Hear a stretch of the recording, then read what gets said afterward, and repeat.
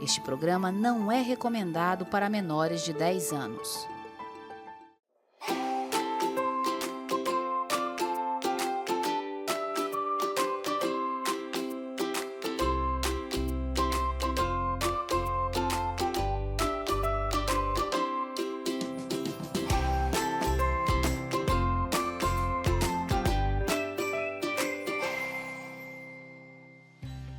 Olá pessoal, sejam todos muito bem-vindos a mais um programa Melhor da Vida. E neste sábado nós teremos Rafaele Duarte, ela que é analista corporal, vai trazer muito conhecimento para você. Também com a gente vai estar o Rafael Carneiro falando sobre treinamento de idosos e longevidade, melhorando a qualidade de vida através da prática de exercícios. Teremos também o especialista Pedro Júnior, ele que é especialista em gestão empresarial e benefícios corporativos. Benefício corporativo é muito mais do que você imagina, hein? Agora vamos curtir um pouquinho a Mari cantando a música tema do Melhor da Vida? A bela música e a bela voz do Melhor da Vida. O melhor da vida é viver, curtir um momento sem se preocupar, deixar na memória e não registrar apenas a câmera de um celular. O melhor da vida é curtir, sorrir, brincar com quem ainda está aqui, pois a vida é um sopro, então vamos amar. A qualquer momento memórias pode tornar a vida,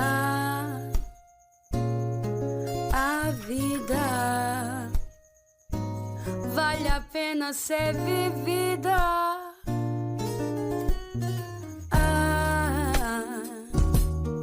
A vida,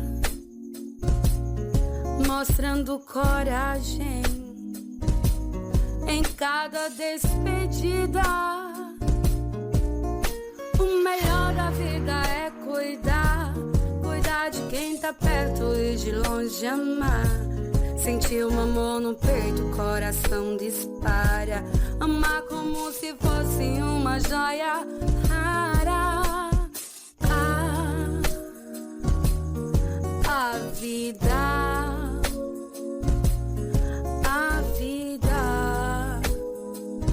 vale a pena ser vivida.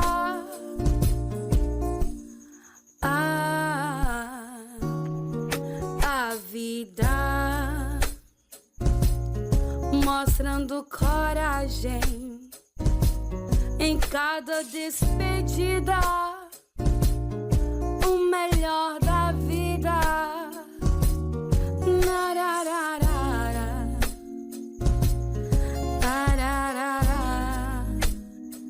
Vamos viver, vamos amar.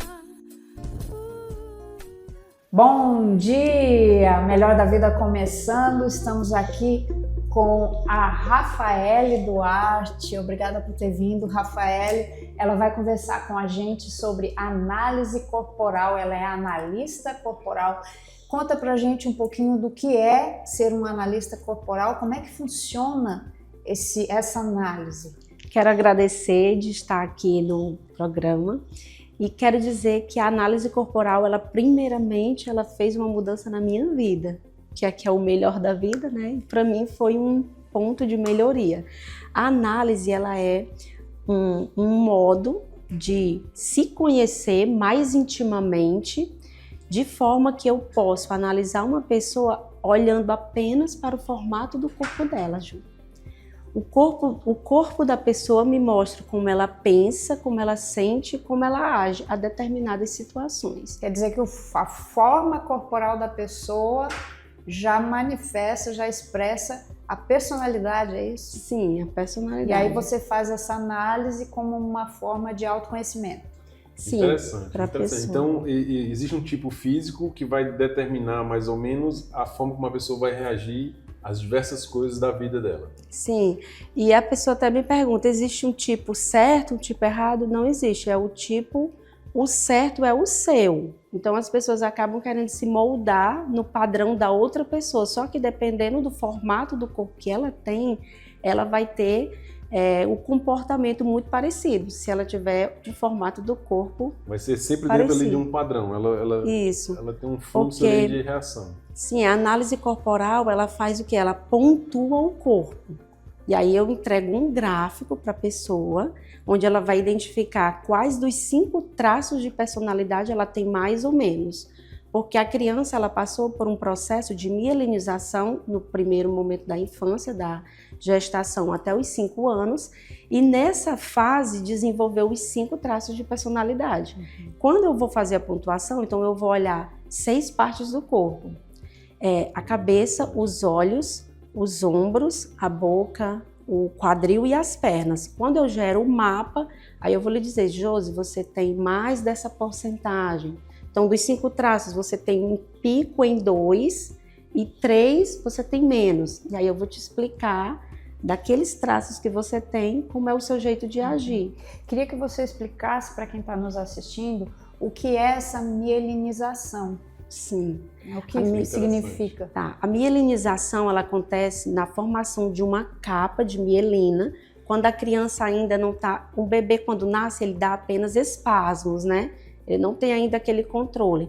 Quando controle, ele você diz... Corporal. Corporal, de andar, de já pegar. Então, quando ele nasce... Isso. Quando o bebê nasce, ele está apenas com um traço de personalidade, que é o que foi formado no útero.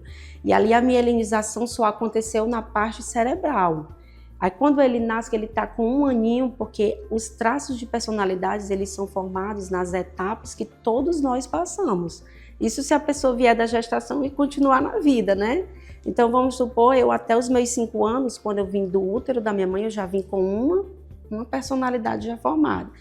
Todos nascem com uma personalidade. Isso, todos nós nascemos com uma já pronta, que é a característica de criação. De sobrevivência. Isso.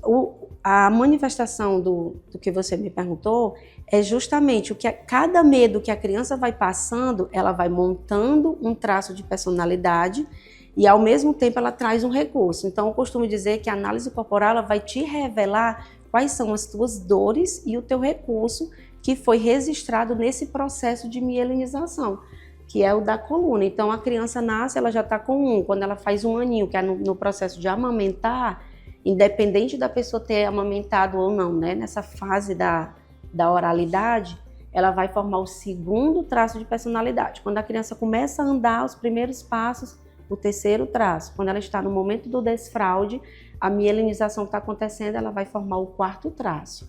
E quando ela chega na descoberta da sexualidade, que é ali onde Freud explicava que era o triângulo de Édipo, a criança começa a ver o mundo em pares, ela forma o 5º traço.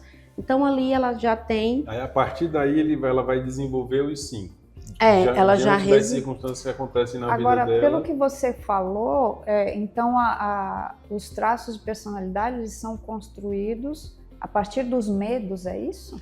O medo vai fazer o traço... Né? Porque ela falou cada medo que a criança passa, ela cria um... E esse medo, Ju, ela é a percepção da criança. O pai ou a mãe, ele não consegue dizer, não, aqui eu não quero que o meu filho seja tanto... Seja afetado. Afetado. Não tem como, porque até uma criança que é gêmea uma com a outra, se acontecer uma explosão aqui, é diferente. Uma vai ter uma percepção, outra tem outra. Então, ele vai criar um traço diferente a partir isso. dali. Então, o que vai moldando os traços de caráter é o ambiente que a criança está inserida. É a percepção individual que vai fazer ambiente. ela ter essa percepção.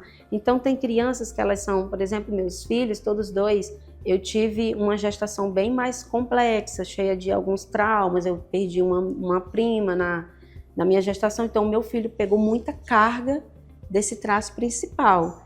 Aí eles nasceram e eles sempre magrinhos demais, aí as pessoas diziam, por que esse menino não engorda e tal? Só que era da personalidade dele ter esse perfil mais magrinho. Já você vê pessoas que são mais fortinhas, então elas têm mais conexão com alimentos, então eles são mais de não ter. Então isso aconteceu na formação deles, quando eles foram mielinizados até os 5 anos, e ali ficou formado, eu ainda não entendia, mas hoje eu já consigo entender eles melhor por conta da análise corporal que eu passei por mim, depois eu comecei a analisar eles. Agora, o corpo da pessoa, principalmente da mulher, né, muito sujeito Sim. à ação de hormônios e impactos, né, e até hábitos que a gente muda ao longo da vida, isso pode causar alterações na forma corporal da pessoa. Sim. Ao acontecerem essas mudanças na forma corporal, vai mudar o caráter também ou o caráter permanece o mesmo? Essa pergunta é muito boa, Ju. Muitas pessoas me perguntam assim, eu fiz uma bariátrica, perdi vários pesos, né, vários quilos. Não vai mudar na pontuação, porque essa pontuação ela foi gerada até os 5 anos. Então você pode ter ali um aumento e uma perda de peso, mas a sua característica ela tá na pessoa ainda, permanece. Porque a forma... Como no caso, por exemplo, aquele menino franzino que vai para uma academia, né, e bota corpo, ou a pessoa que era magra na infância engorda na idade adulta por até alguma doença, né, diabetes, por exemplo. Isso. Mas aí também tem muito a ver com a questão dos traços, porque tem 3 traços de personalidade, ou que eles têm uma tendência a ganhar peso. E aí, dependendo se a pessoa vai estar vivendo no seu recurso ou na sua dor, ela pode também ganhar o peso. Mas ela permanece com o mesmo traço. Por exemplo, eu sou de um traço que eu não ganho muito peso. Então, eu posso ter, só se caso, eu posso até, eu ganhei, né? Fiquei grávida. Ganho, mas logo eu volto. Eu não tenho essa tendência a ficar muito... Eu acho que o meu traço é o de ganhar o peso dos outros. Eu tenho essa facilidade. Tem também. O peso questão, emocional. por exemplo, da dependência emocional, né? Como é que ela encaixa no aspecto da análise corporal? É uma apresentação da idade adulta, mas tem uma referência da infância. Exatamente, como você disse. Tudo que aconteceu lá na infância, aquela história da criança, ela vai se refletir na vida adulta. E aí, como é que liga com a dependência emocional? Existem 3 traços de caráter que ele tem uma tendência maior a ter essa dependência com a outra pessoa. Agora explica aí para quem está nos assistindo o que é essa dependência emocional. A dependência emocional é quando o estado ou a ação da outra pessoa impacta no teu estado ou na tua ação, ou seja, tu ia fazer algo na tua vida, seja um corte de cabelo, seja se separar de alguém, seja mudar a carreira, você ia fazer, você diz que quer, mas quando aquela outra pessoa lhe torce a boca, dá outra opinião, você já deixa de fazer, porque a ação daquela pessoa impacta diretamente na tua ação. É quase mais forte do que a sua própria decisão. Isso. Na verdade, a dependência emocional, ela deriva muito de um estado de insegurança emocional que necessita validação de outras pessoas, certo? Então, se eu estou inseguro por baixa autoestima, por baixa autoconfiança, eu vou sempre, né, depender dessa validação externa que vai interferir diretamente nas minhas escolhas, não é? Exatamente. E a análise corporal, o que ela faz? Ela te mostra quais são teus principais recursos para que tu se agarre ao que já é teu, sem precisar que a outra pessoa te valide. Então vem muito essa questão do, eu preciso ser aprovada e eu preciso ser cuidada. E a pessoa deixa de fazer aquilo que ela quer, porque ela fica nessa busca. E é interessante que é algo legítimo, né? Eu quero ser cuidado, eu quero um ambiente confortável, eu quero me sentir bem. Mas aí existe um passo além, que é dessa dependência, né? De assim, eu tenho tanto medo de perder ou de não conseguir de outra forma essa estrutura que eu vou ceder, eu vou me anular, eu vou me esvaziar, né? Então, você teria alguma dica aí para quem está nos assistindo que possa ser um primeiro passo, né, para romper esse ciclo? Sim. A análise corporal, ela te dá as 5 etapas que você passou, vai te mostrar quais são as 5 feridas que você tem, mas também vai te mostrar os recursos, que é como se fosse uma balança, Ju. Eu tenho a dor e tenho o recurso, eu só consigo ativar, eu só consigo eliminar essa dor, que seria a dor de abandono, a dor de traição, se eu ativar o recurso que tem em mim. E existem muitas pessoas que elas estão há muito tempo sem nem ter acesso àquele recurso que ela tem. Porque não tem consciência da Não ferida. tem consciência da ferida. O primeiro ponto é identificar a ferida, né, Exatamente. entender a situação e segundo, saber que existe um recurso. Exatamente. O primeiro ponto é a consciência para poder você controlar aquilo que é seu. Porque eu não posso controlar a ação e a reação do outro, mas a minha eu posso. Nem é o evento que acontece, né? Exatamente. Que E gera eu uso ferida. isso no meu exemplo. Então, eu não tinha consciência que eu tinha essa dor de abandono e traição, e eu acabava ficando em alguns relacionamentos que eles não tinham valor nenhum para mim, mas eu, por medo de sentir a dor do abandono, que é uma dor da minha infância, eu acabava ficando em uma relação que não era legal, porque eu pensava assim, é melhor ficar aqui do que sentir essa dor. Mas eu não tinha essa consciência que era uma dor minha. E aí quando eu trabalhei, entendi, eu comecei a fazer algumas mudanças e isso tudo impactou muito na minha vida. De, nossa, eu posso controlar quando eu tenho consciência daquilo. Existe um tempo onde a rejeição ela vai ter um impacto maior? Porque a Jo falou, a rejeição dentro do útero, ela vai causar um impacto no traço e talvez gerar uma dependência. Mas uma rejeição a 1 ano de idade, ou uma rejeição aos 4 anos, tem um impacto maior na vida daquela criança e uma possibilidade futura de dependência? Ou uma rejeição em qualquer momento vai gerar um trauma ou uma dor e a dependência? A questão é, cada traço ele traz uma dor. Quando a criança está no útero, a dor é a rejeição, mas ela desenvolve um recurso que é criatividade. Quando ela está na amamentação, a dor é o abandono, mas o recurso é a fala. Quando ela está no andar, ela tem uma dor de ser manipulada, mas o recurso é a articulação. Então, são pessoas muito boas em liderança. E o que está passando por uma humilhação no momento do desfraude, o recurso é a organização. Então você vê pessoas que são muito organizadas, metódicas, que às vezes a gente diz até que a pessoa tem um toque, mas é porque o padrão na mente dela é, se eu não fizer tudo bem organizadinho, vai dar errado, eu vou ser humilhada.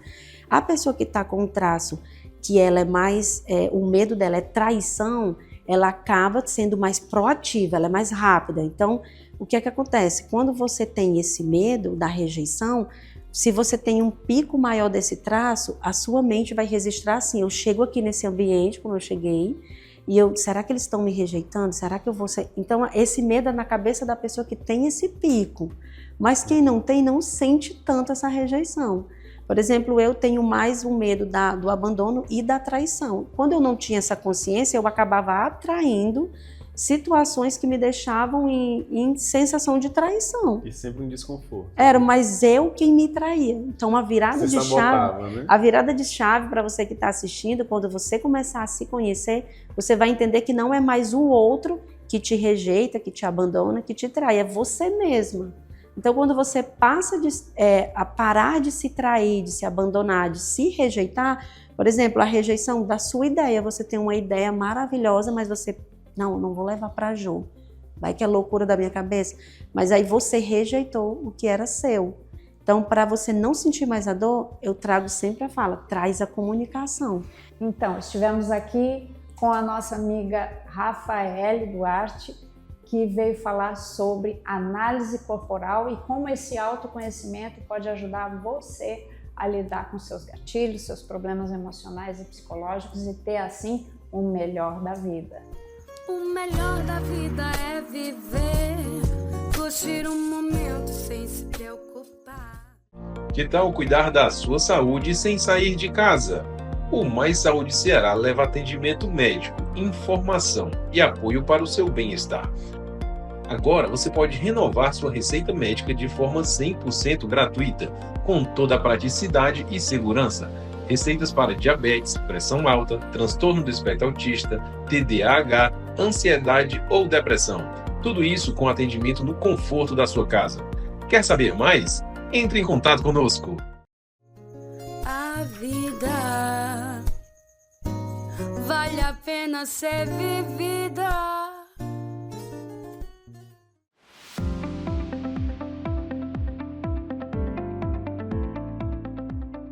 Chegou aquela horinha de que você precisa hoje.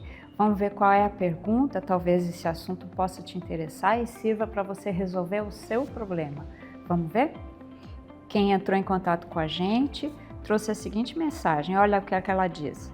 Querida Jo, envio minha mensagem e peço sua ajuda. Fui traída por meu marido faz alguns anos e resolvi perdoar.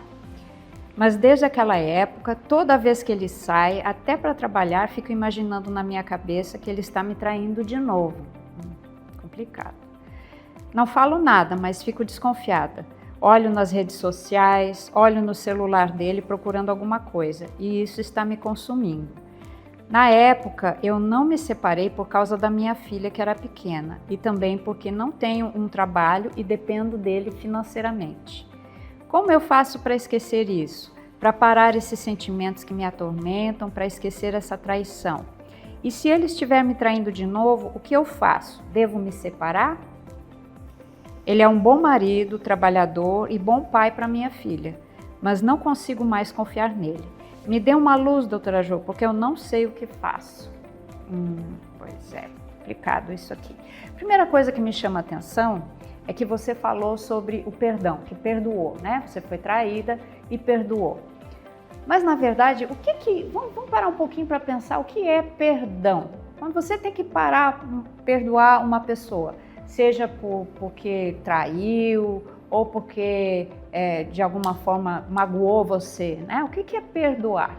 Perdoar, na verdade, não é esquecer, nem deixar para lá, fazer de conta que nada aconteceu. Não, isso não é perdão, certo? Você não vai esquecer, não tem como a gente esquecer alguma coisa que aconteceu, né? Não é uma amnésia, um processo de perda de memória, certo? O perdão, na verdade, ele é um ato de generosidade, em primeiro lugar, por parte daquela pessoa que foi ferida, no sentido de ter a capacidade de abrir mão do direito que eu tenho, certo? De lhe culpar por aquilo que você me fez sofrer.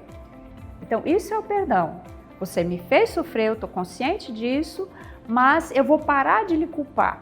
Por que eu vou parar de lhe culpar? Porque enquanto eu ficar lhe culpando, eu sou refém dessa dor. Eu sou seu refém, eu sou sua vítima. Quando você perdoa, você abre mão desse papel de vítima, tá? E aí você começa a seguir numa outra direção. Você se liberta, você rompe com esse padrão e para. Porque o que acontece? Muitas mulheres falam disso, eu perdoei, mas ficam em todo momento trazendo, porque você me traiu, você já me traiu, então agora isso justifica a minha desconfiança. Então você não perdoou. Se você fica mexendo no celular e procurando, e na sua cabeça você fica pensando que ele pode estar lhe traindo quando sai de casa, você não perdoou verdadeiramente.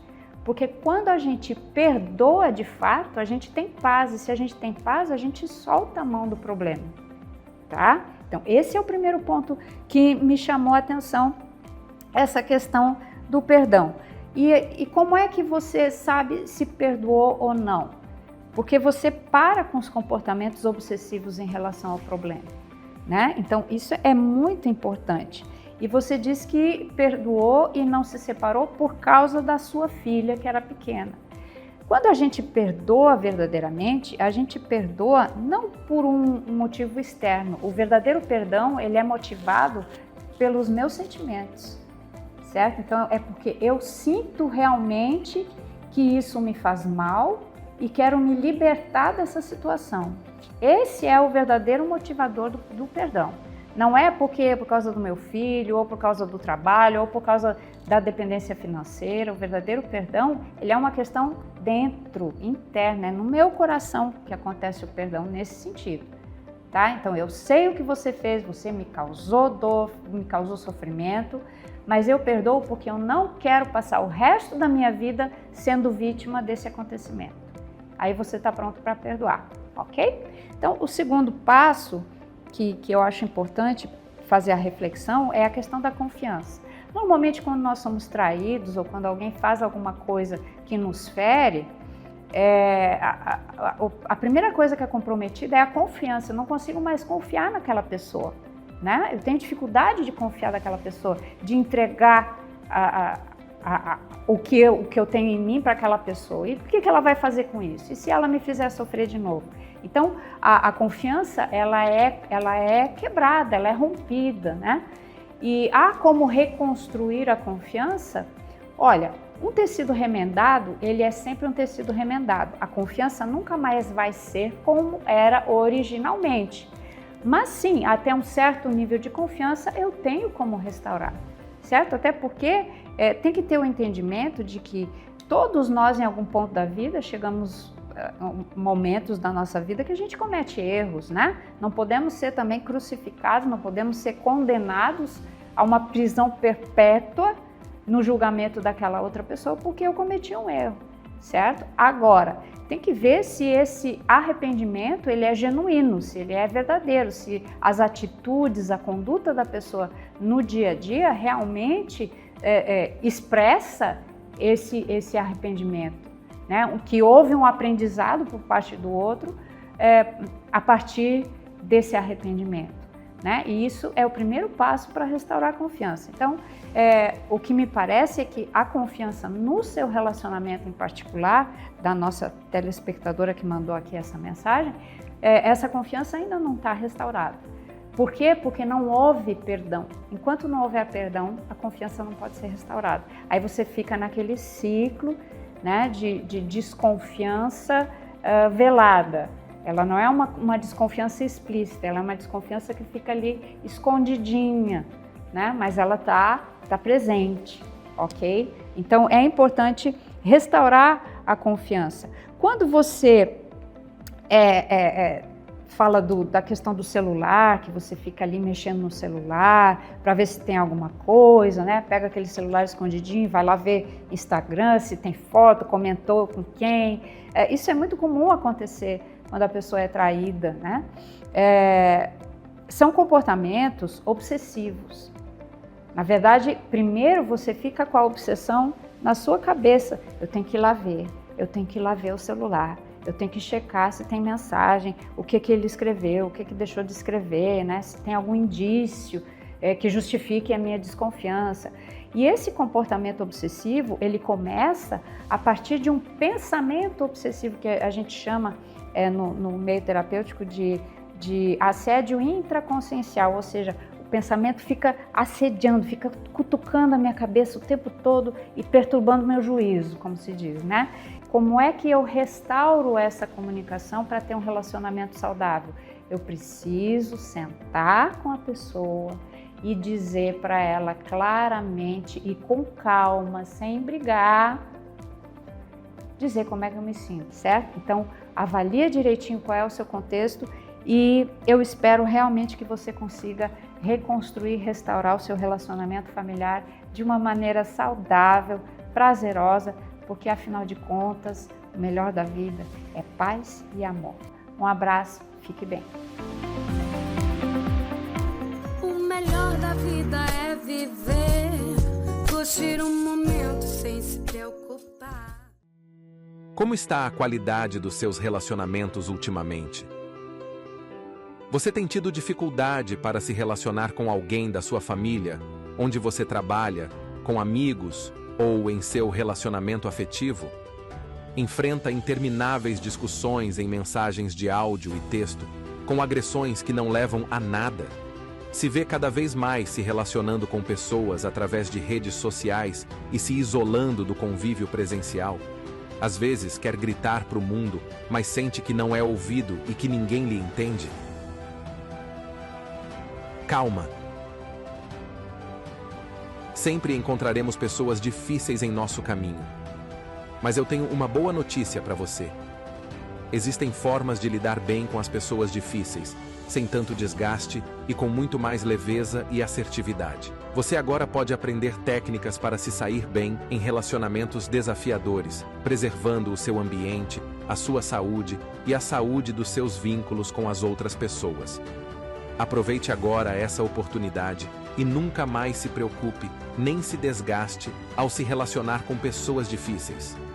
Participe do workshop Como Lidar com Pessoas Difíceis e aprenda formas de se relacionar de modo inteligente em todos os níveis de relacionamento. Venha para esse encontro especial com a terapeuta e hipnóloga Jo Sestari, especialista certificada em neurociências pela Universidade de Harvard. Inscreva-se agora aqui pelo WhatsApp e garanta já a sua vaga.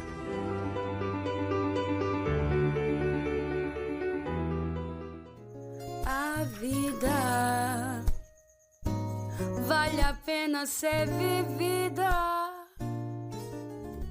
Olá, estamos de volta aqui no Melhor da Vida, agora conversando com o Rafael Carneiro. Bom dia, Rafael, obrigada por ter vindo. O Rafael vai conversar com a gente sobre treino de idosos. Qual a importância da atividade física na longevidade? Rafael, vamos lá, o que é esse treinamento de idosos? Bem, a partir dos 30 anos, nós tendemos a perder massa muscular, se nós não nos movimentamos. E a estimativa é que a gente perde 1% de massa muscular a cada ano que passa.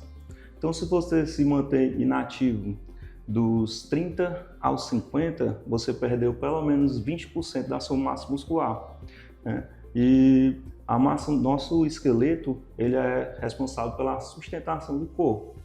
E a massa muscular, ele vai dar justamente a coordenação desses movimentos. Então, se eu não tenho uma boa coordenação, é mais fácil de eu cair, quebrar um osso, já que eu não treino, eu também vou ter menos massa óssea. E uma fratura no idoso, que ele já é sedentário, ele vai ter um período de recuperação mais prolongado. Mais difícil. Mais difícil. Aí ao cair é um dano maior por ser Exato. sedentário e é pior ainda mais na recuperação. E é uma as coisa chances que de vai sequelas, né? puxando o outro, E né? quem tem idoso em casa, na família, sabe como uma queda é prejudicial à saúde do idoso, né? E a gente está falando aqui de prevenção bem antes, né? Aos 30 anos, né? Exato. A atividade física, não só no idoso, mas desde jovem, mas principalmente na pessoa após os 50 anos, ela interfere muito, Rafael, na questão da regulação hormonal, né? Então, Exato. explica pra gente um pouquinho sobre isso, como é que a atividade física pode interferir nessa regulação? Eu gosto de dizer que a atividade física, ela, quando você treina, você está tomando uma pílula da saúde, né? E Verdade. só no ato de um músculo se movimentar, seja qual for a atividade, você está ali produzindo, tomando ali um comprimido com vários hormônios, né, que vai estar levando a vários benefícios no seu corpo, né, principalmente para a sua mente, né, como endorfina, serotonina, dopamina, que são considerados hormônios do bem-estar, né, do prazer. E se eu tenho um bem-estar, um prazer, vai me gerar também uma melhora comportamental, né, no meu trabalho, com os indivíduos Dia a dia, todos os relacionamentos. Exatamente. É interessante quando no consultório as pessoas vão perguntar, doutor, eu quero uma dieta, eu quero mudar de vida. Aí eles perguntam, é caro? Eu digo, não, é de graça. Tem a rua, tem a praça, né? É o exercício físico, libera a endorfina e vai mudar a sua vida. E é de graça. E é de graça. Agora, você falou duas coisas aí que chamam bem a atenção, que é a questão do prazer, né? Então, qual é a dica que você dá para quem é resistente ou não gosta? Aí fica dizendo, resistente assim, eu não tenho desculpas. tempo, não tenho dinheiro, né? A primeira dica é parar de dizer que não gosta, né? Nós temos que usar a PNL a nosso favor, né? Que é a programação neurolinguística. É programar minha mente através do que eu falo, né? Então, se eu falo que eu não gosto de algo... A mente acredita. Exato. Então, como que eu vou um dia gostar me disso que eu já estou programando. dizendo que eu não gosto, que é ruim? Então, a primeira coisa é, pelo menos, eliminar esses... O discurso. Exatamente. E você ir na intenção de que você está fazendo algo realmente benéfico para você, né? E começar a dizer, eu gosto de treinar. Na programação neurolinguística fala de 21 dias, né? Então você precisa se esforçar primeiro, digamos assim, um maior esforço de mudança ali nos primeiros 21. E aí a sua mente começa a mudar, começa a gerar um prazer, as endorfinas estão lá em cima, e aí vai ficar mais fácil cada vez mais ter um hábito saudável. Uma né? questão muito de disciplina também, né, Rafael? Demanda de ser. Os teus clientes são disciplinados?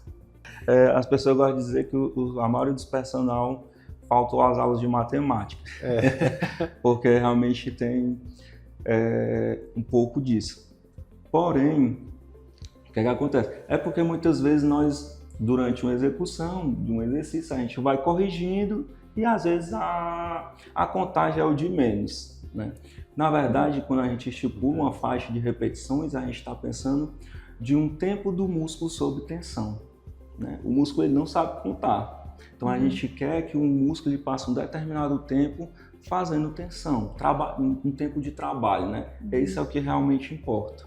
Existe algum tipo de contraindicação ou uma limitação para quando você vai prescrever uma rotina de treinamento para um idoso?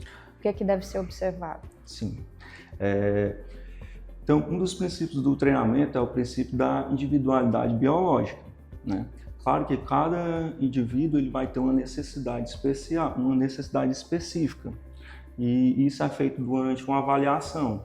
Então, o meu primeiro encontro antes de começar um treinamento é uma avaliação física e funcional, no caso do idoso, onde eu vou observar padrões de movimento, o histórico, o que ele já praticou de atividade física antes do momento comigo. Ele é extremamente importante, porque isso vai trazer um maior repertório de movimentos para ele. Quanto mais atividade física variadas ele praticar, melhor ele vai ser. Então, se eu vejo que ele se movimenta bem, não vai ter nenhuma contraindicação. Até pessoas, eu tenho um aluno cadeirante, então é tudo, claro que um cadeirante... É uma adaptação. Exatamente. Vai depender de cada indivíduo, né? Mas por até isso que essa necessidade do profissional especialista para fazer a avaliação. Eu já tive um aluno, onde eu comecei com ele treinando em pé, porém ele tinha uma doença neurodegenerativa, depois ele passou para a cadeira de roda e depois ele ficou acamado. Mesmo ele numa cama, eu conseguia fazer um treino com ele, só com uma liga. Você trabalha em conjunto com fisioterapeutas? Existe essa... Nutricionista, eu tenho parceria com alguns nutricionistas, porque são duas coisas que precisam andar juntas, a alimentação e a dieta. Um complementa o outro, é como se fosse o Batman e o Robin, né? Um treino excelente, onde você usa o seu máximo de esforço, ele não consegue vencer uma dieta ruim.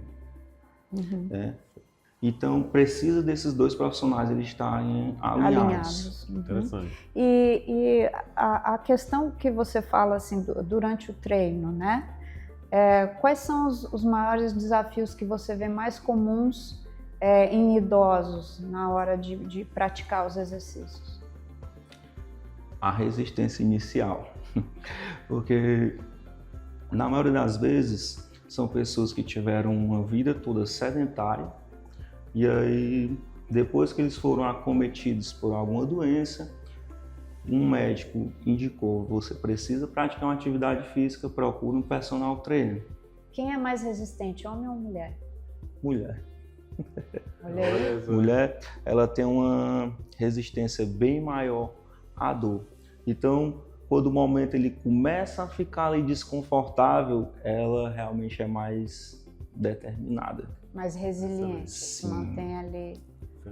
E um tema polêmico, né? No ambiente ali de academia se fala muito assim, nem planta cresce sem aditivo, né? E se fala muito dos anabolizantes, vários produtos que tem no mercado. Qual é a sua postura quanto a isso? Se quiser um aditivo, tome a creatina. É uma suplementação segura e a minha opinião é que não existe forma segura de se tomar anabolizante. Não existe dose segura. Não existe dose. Toda medicação ela tem um efeito colateral. Igualmente o anabolizante. De repente posso ter ali uma célula cancerígena que está lá no meu corpo, está adormecida. E eu tomo algo que vai... O anabolizante ele estimula o crescimento das células. Ele atua também na parte hormonal, né? Não somente crescimento das células musculares, mas de todo o seu corpo. Eu posso ter um coração crescido. Eu não uso. E não recomenda. Não. Então, planta não cresce só, mas existem outros produtos, né? Tem o whey, tem a creatina e o próprio exercício físico vai liberar hormônios e vai lhe dar um crescimento bem satisfatório. Né? Sim. Que é não a parte, entre nessa, do, é a nesse parte outro do viés. alinhamento, né, que você falou entre a nutrição e a atividade física. Sim, Né? Isso sim. entra, no caso, na nutrição. Excelente. Excelente. Então, a gente esteve aqui conversando com o Rafael sobre longevidade, qualidade de vida e atividade física. Muito É isso obrigada, mesmo. Rafael. Por nada. Muito obrigado, Valeu Rafael demais. Garneiro. Para viver o melhor da vida, faça exercícios e tenha uma vida longa. O melhor da vida é viver, curtir um momento sem se preocupar. A Vita Plus surgiu para cuidar da sua saúde com qualidade e praticidade. Você não precisa mais sofrer com deslocamentos e exposição a ambientes hospitalares.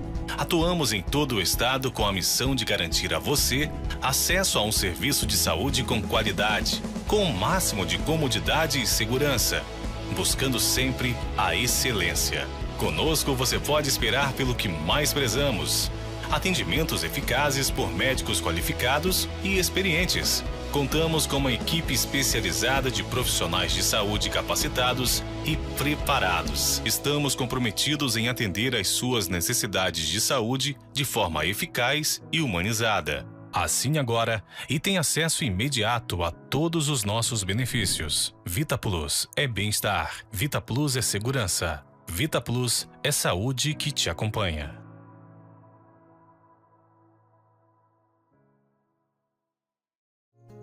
A vida vale a pena ser vivida.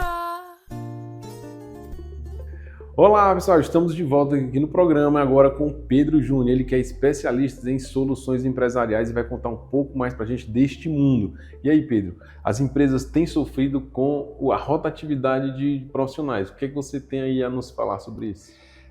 A gente tem feito um trabalho, Thiago, inicialmente te agradeço pela oportunidade, assim como a Ju, para falar um pouquinho dos diferenciais competitivos do mercado. A gente tem visto uma crescente preocupação dos empresários em como reter os colaboradores. A gente tem feito um trabalho de conscientização na qual faz mais sentido você reter do que você demitir. Turnover é uma gritante muito alto e que a gente tem feito um trabalho de conscientização de benefícios, conscientização também do cuidado com a saúde mental do colaborador. Saiu recente agora a normativa NR1, na verdade ela foi reformulada, inclusive ela foi postergada a implantação e a gente tem feito um trabalho de conscientização dos benefícios empresariais, como aumentar esses benefícios sem muitas das vezes aumentar o custo do empresário e a gente tem feito esse movimento dentro do mercado cearense para conscientizar essa importância. Interessante, assim, você tem anos de experiência e você percebe, por exemplo, pós-pandemia, existe uma mudança no cenário em relação empregado-empregador, existe uma mudança no cenário de empregos no geral? Com certeza. Mais que nunca, um salário mínimo não é o suficiente para poder manter o colaborador dentro daquela empresa. É fato. Ele precisa se sentir cuidado. E como é que ele vai se sentir cuidado? Através de um benefício, como a gente conversou inicialmente. Um plano de saúde odontológico, é só isso? Mas não se limita só a isso. Não é só isso. Embora, Ju, muitas das vezes as empresas não queiram nem oferecer um plano de saúde odontológico, por mais que desconte do colaborador. Porque vê isso como um custo. Porque vê como um custo, Não porque como às vezes o investimento. empregado já está, às vezes, com o orçamento mais apertado e falta ainda a consciência dentro do mercado cearense, em especial, da importância de oferecer um plano de saúde ou um plano odontológico. Imagina você precisar ir ao SUS e esperar por horas, ou até mesmo ter a necessidade de uma cirurgia, esperar por semanas ou meses para ter aquela cirurgia. Mais tempo fora da empresa, menor produtividade.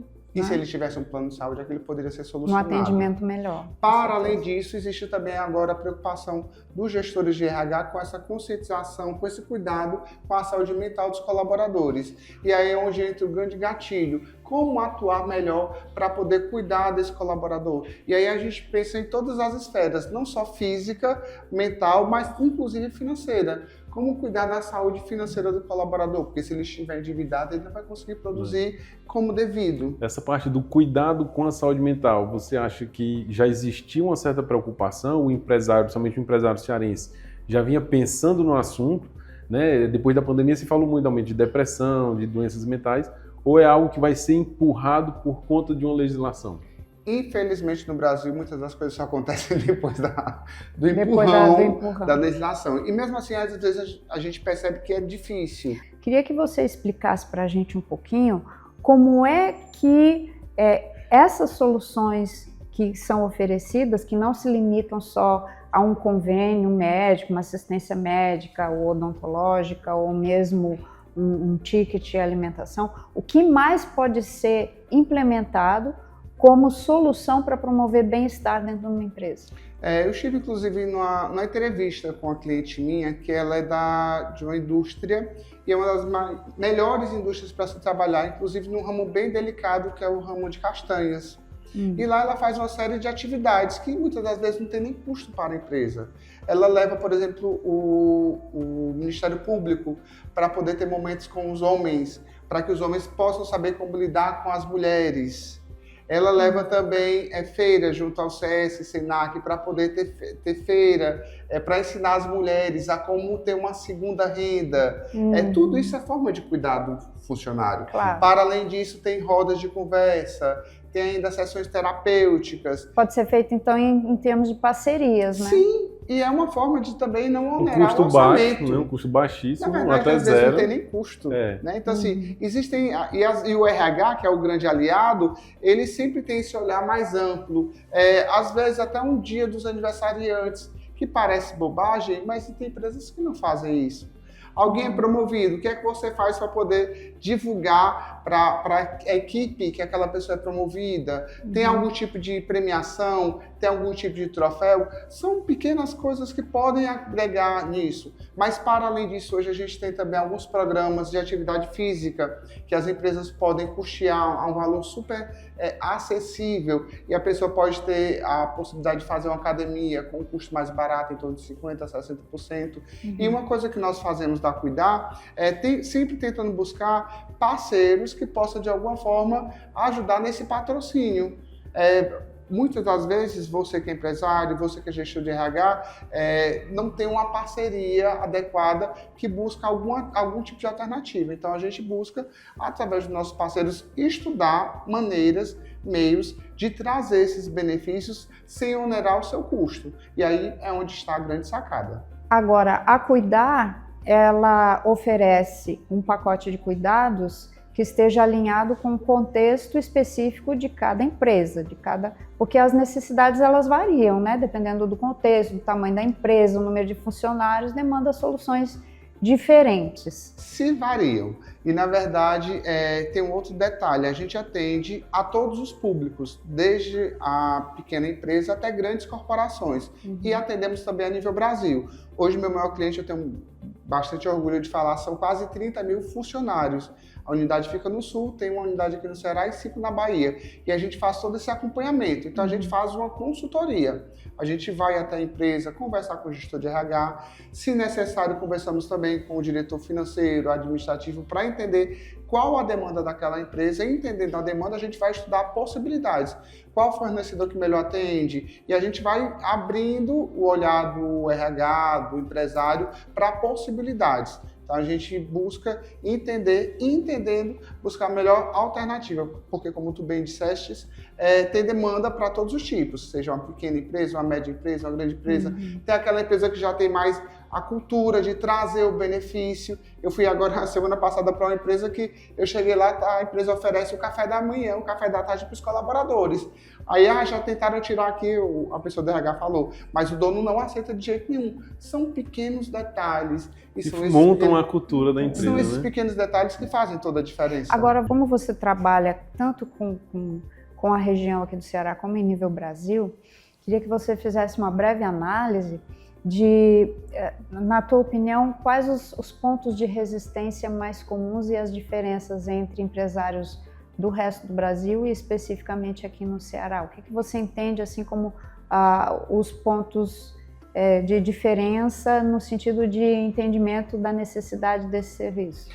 Eu mesmo estive sexta-feira agora em São Paulo, no meu principal parceiro, que é um cartão flexível, a Suaio. E lá, quando eu cheguei, eles estão mudando para um prédio novo, um prédio enorme, andar todo da companhia.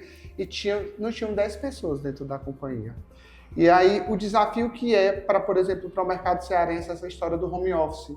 Inclusive para mim também, enquanto empresário, entender a importância do home office, como aplicá-lo, como também o empresário entender isso, para o colaborador também entender a importância de conquistar esses benefícios. A gente vê, eu particularmente vejo que no Sul, muitas das vezes está um pouco mais avançado essa consciência de investir no colaborador, seja no treinamento, seja numa faculdade, ou até parcerias, mesmo né?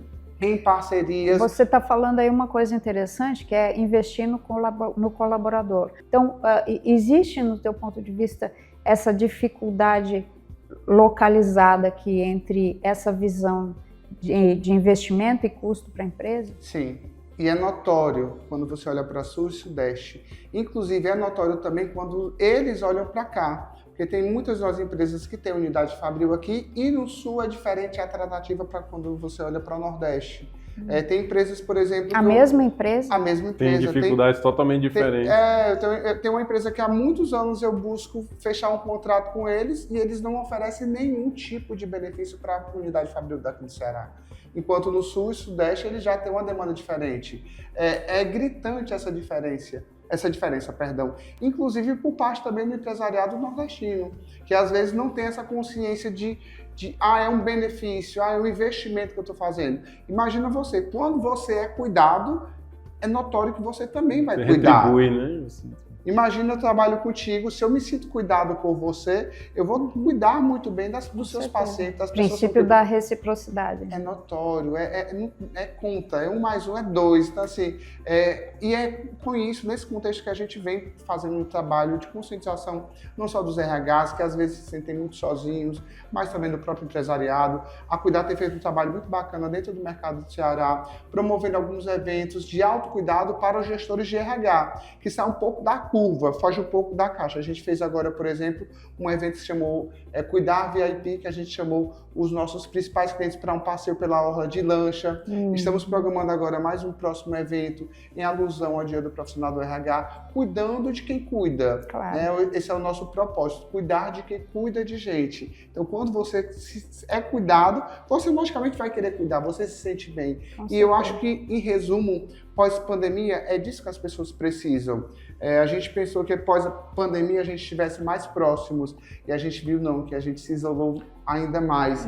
E esse é o nosso desafio. Se acostumou com o isolamento, né? Se adaptou esse é o nosso ao isolamento. desafio, quebrar essa visão do egoísmo ou de estar sozinho. Não, nós não estamos sozinhos e é necessário também que as pessoas possam dizer que precisam de ajuda. Né? Quantas das vezes a gente sabe do nosso meio de alguém que desistiu porque não teve a quem pedir ajuda, a quem recorrer. E é por isso que vem o cuidado, por isso que vem a terapia, a importância da terapia, do autocuidado, do olhar para o outro. A gente está aqui nesse movimento. Quando você tem essa rotina, tem essa percepção, segunda-feira é um saco trabalhar, sexta eu estou de folga, é sinal de que você não está vivendo com propósito.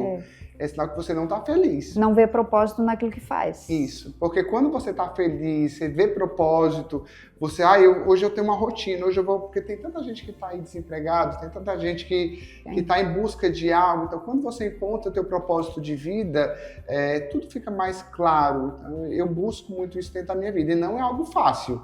Não é uma luz que apareceu, não. É uma busca diária por um propósito, por ser alguém melhor e também por tornar o mundo melhor, fazendo com que as pessoas possam desenvolver como seres humanos, como profissionais. Esse é o nosso desafio.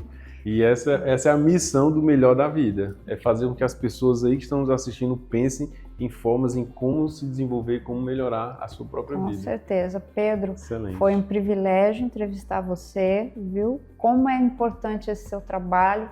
E eu espero realmente que as empresas aqui do Ceará, do nosso Ceará, possam se abrir e ter receptividade para essa nova postura, né, em termos de qualidade nos ambientes profissionais. Muito obrigada, parabéns pelo seu trabalho. Eu que agradeço. Eu costumo também falar, até para fechar, que nós buscamos ser parceiros e não fornecedores. Porque o fornecedor, muitas das vezes, ele só está buscando ali no ganho dele. O parceiro não, ele quer algo duradouro. Então a gente busca junto a você ser seu parceiro. Então se você busca um parceiro estratégico na questão de benefícios ou até mesmo na saúde mental, no apoio junto ao teu RH, conte conosco, a gente está à sua disposição. Pessoal, infelizmente o nosso programa está encerrando no dia de hoje, mas você pode nos seguir nas nossas redes sociais, YouTube e Instagram. Sábado que vem tem mais, a gente vai preparar um programa super especial para você. Continue nos acompanhando. Melhor da Vida na TV Metrópole. Todo sábado de 9 às 10. Fica com a gente.